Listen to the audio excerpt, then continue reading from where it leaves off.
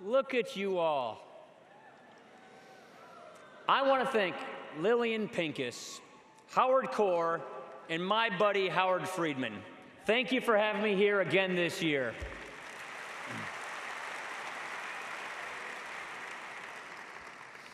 It is so great to be back at AIPAC. But I was just kind of thinking, what happened to that turntable thing from last year? I liked it. Sometimes it feels like politicians are just talking in circles. Last year we actually did. So maybe you can bring it back next year.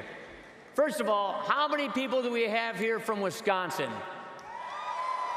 Awesome. Good to see you guys. I've been coming to this conference nearly every year since I arrived in Congress. Each time I ask myself, how could they possibly get more people than the last year? And here you are, you have done it again. This is really, really incredible.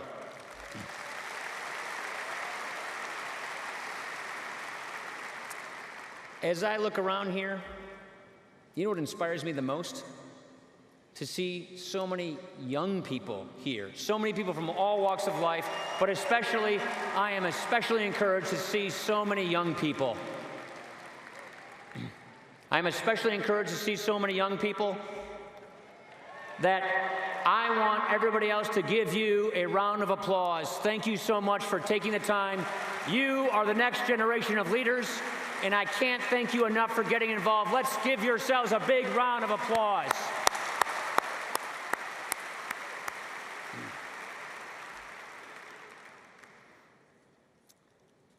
This has been quite a year.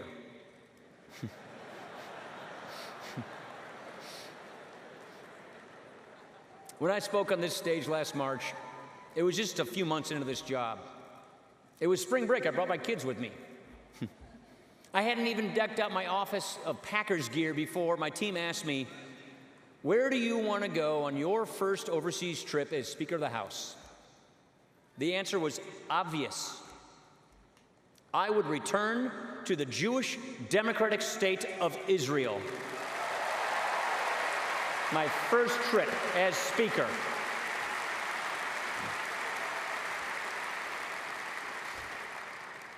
It was an incredible visit. From the unparalleled security cooperation to the miracle of Iron Dome, I saw firsthand the difference our support to Israel makes. Any American who has ever traveled there has heard the same thing, from political leaders to everyday citizens you meet on the street, and it is this: thank you, America, thank you.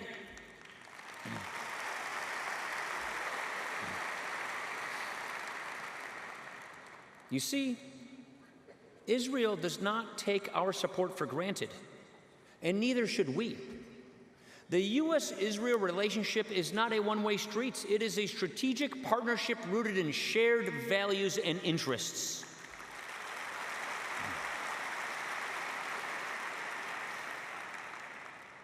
I want to speak candidly for a second. These past 8 years, they've been tough. Our friendship has been tested. No single political spat or public disagreement can sever our historic alliance with Israel, but it can erode trust. And I think the actions of this past administration damage this trust. That's just how I see it. But now it is time to turn the page. We have a new president. We have a president who I've got to know quite well. And let me assure you right here and right now, President Donald Trump's commitment to Israel is sacrosanct. Congress's commitment to Israel is sacrosanct. We don't take Israel for granted. We know that this special relationship is central to our national security. And believe me, that words must always be backed up with real, concrete actions. That's what I want to say to you here today. Let's start with Iran. Look, my views, your views on the nuclear agreement struck by President Obama are pretty darn well known. But we must not forget the failures of the past if we want to do better. Simply put, This deal has been an unmitigated disaster.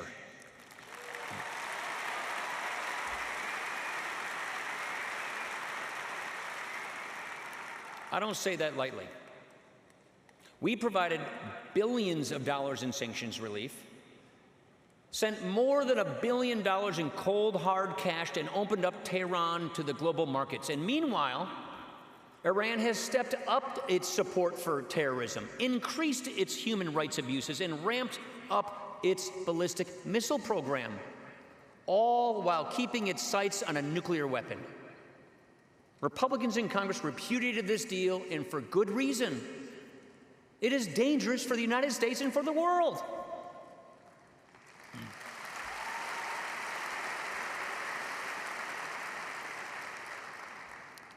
So where does this leave us? Well, for starters, I think it is long past time that we rigorously enforce this deal and hold the Iranians accountable when they violate it.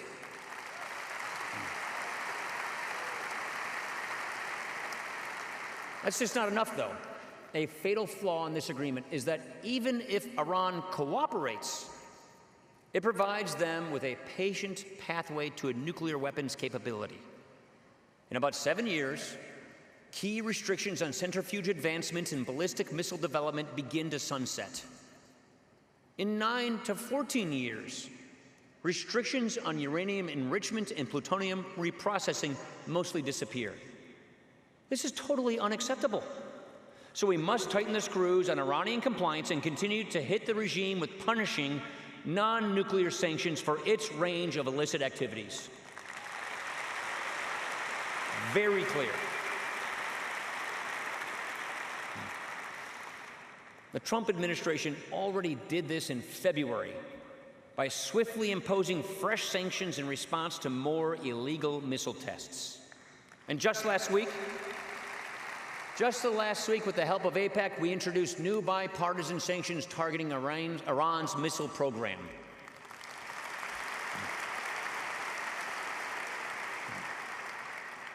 At the same time, we can't embrace this deal as a fait accompli.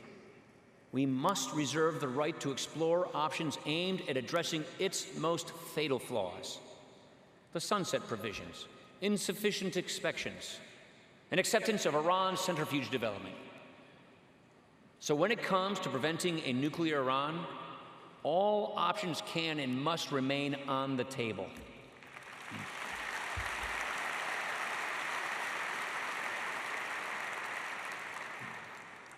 The problem here extends well beyond a bad nuclear deal and ballistic missile tests.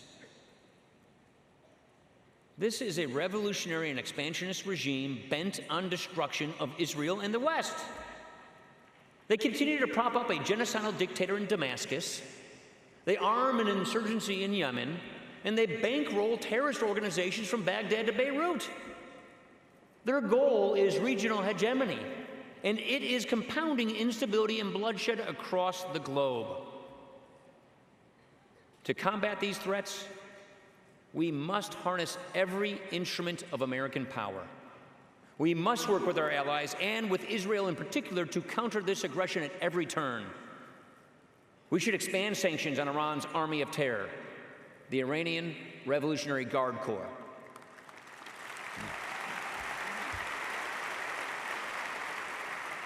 I think we need to consider designating them as a foreign terrorist organization.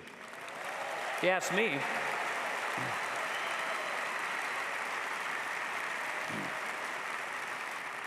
And we should take steps to stop Iranian airlines like Iran Air and Mahan Air from delivering arms and fighters to terrorists across the Middle East.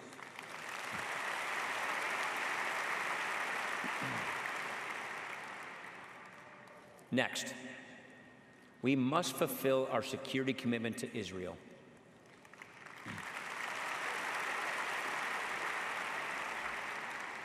You know, it wasn't too long ago that suicide bombings felt like a near daily occurrence in the streets of Jerusalem and Tel Aviv. And rockets from Gaza and southern Lebanon rained down on city centers and schools.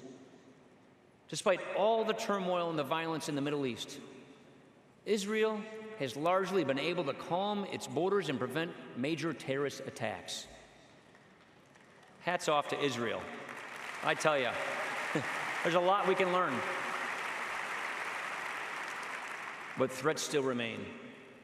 At this very moment, tens of thousands of rockets are pointed directly at Israel from Gaza, Lebanon, and Iran. And that is why the United States, with support from Congress, has worked with Israel to deploy Iron Dome, David's Sling, and Arrow 3. And we must continue to develop not only new missile defense technologies, but also those cutting-edge tools to detect and destroy these terror tunnels that are snaking into Israel from Gaza and potentially Lebanon.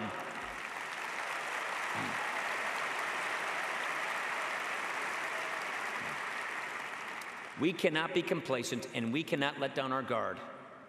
And that is why I want to pledge to you right here and right now, so long as I am in this job as Speaker, we will meet our military assistance commitments to Israel and provide additional funding in times of crisis when she needs us. We will be there. We are there, and we will be there for Israel.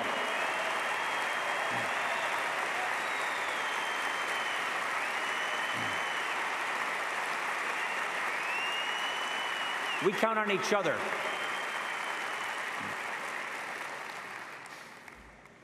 You know, Israel faces a new threat. I just mentioned their success. Well, their success in fighting terrorism has led enemies to resort to an insidious campaign of political and economic warfare designed to undermine Israel. You know what I'm talking about. Many of the college students here have seen this on your campuses. But all of us have seen this on the international stage. And you know what it's called? It's called the Boycott, Divestment, and Sanctions, or BDS movement. We know the goal is to delegitimize Israel and isolate her under the thin veil of social justice and human rights. We saw this in December at the United Nations, an organization obsessed with singling out and demonizing Israel. So I want to say to the UN, we will not tolerate your anti-Israel bias. We will not tolerate it one bit. The Trump administration will not tolerate your anti-Israel bias. And the lady you just heard from, our strong ambassador to the United Nations, Nikki Haley, she will certainly not tolerate your anti-Israel bias. You know this, and you just heard it.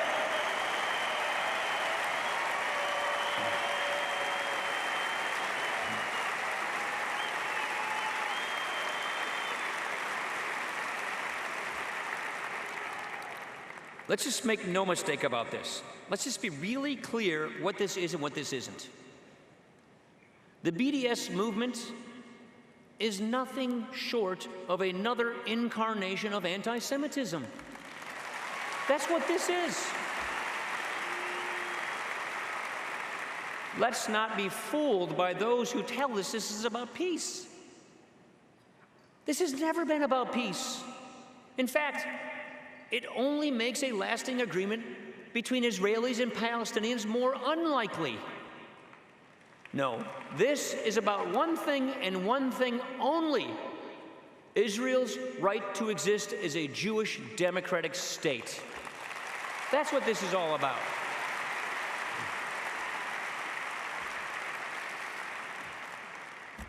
Let me just say a few words about peace. I still believe peace is possible. I do. But it requires leadership. How can we ask Israel to make peace with the Palestinian Authority that forms a unity government with Hamas?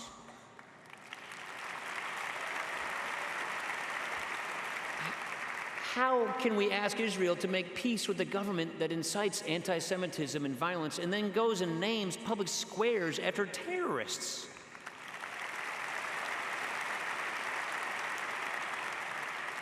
How can we ask Israel to offer painful concessions in the name of peace when the other side still refuses to acknowledge her right to exist?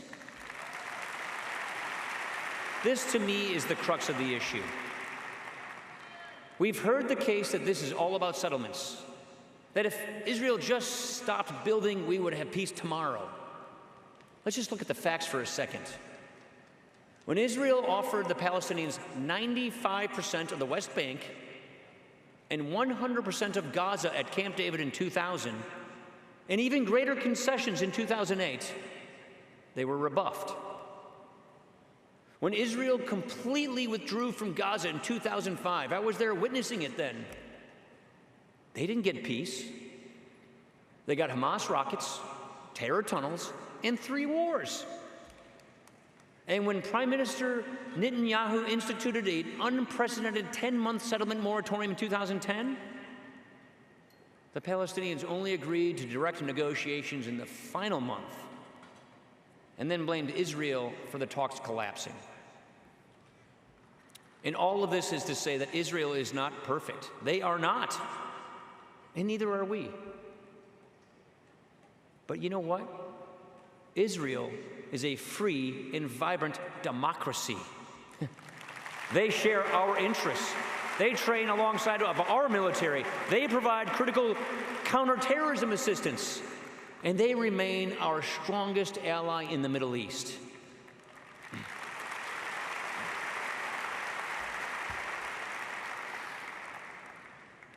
Finally, I'd like to address something that hits pretty close to home for all of us. In recent months, we have seen an uptick in vandalism, acts of desecration, bomb threats against Jewish communities nationwide. I've seen it in my own backyard, in Whitefish Bay, Wisconsin, right outside the district I represent, a community right on the north side of Milwaukee. There have been 2 threats on the local JCC. I was there in February. I mean, just think about the parents getting those calls in the middle of the day. It makes you turn your stomach. These threats and attacks on Jewish Americans are vile and they are disgusting.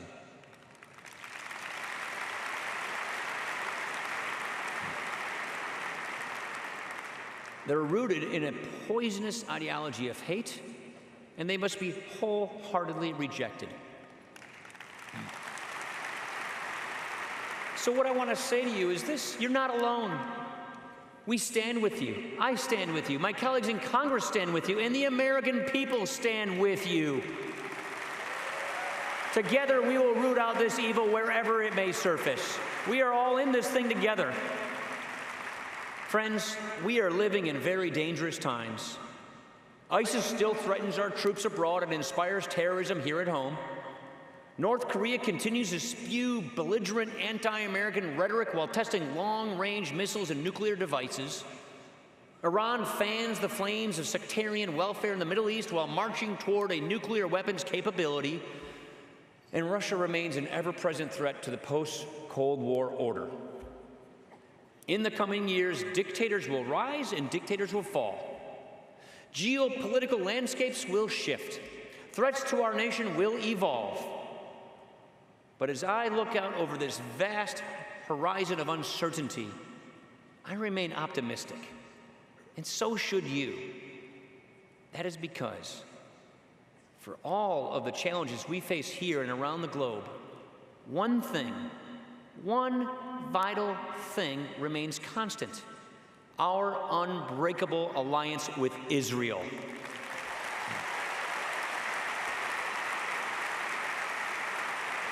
So I want to say a final thank you. Thank you for being here. Thank you for using your voice for good. And on behalf of Congress, thank you for sending a clear and unequivocal message to the world that the United States stands with Israel now, tomorrow, and always. God bless you. God bless the United States of America. God bless Israel. Good night. Thank you.